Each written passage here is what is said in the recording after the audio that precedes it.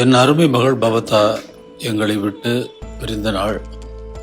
அன்பே உருவான அந்த மகள் பிரிந்த பின்னால்தான் அந்த குழந்தை எவ்வளவு அன்பு மயமாக இருந்திருக்கிறாள் என்பது எனக்கு புரிந்தது.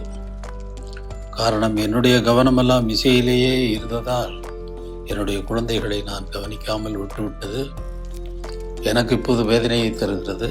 அந்த வேதனை தான் மக்களை எல்லாம் ஆறுதல் படுத்தும் இசையாக இருக்கிறது என்பதை நினைக்கும் பொழுது கொஞ்சம் எனக்கும் மனதுக்கு ஆறுதலாக இருக்கிறது.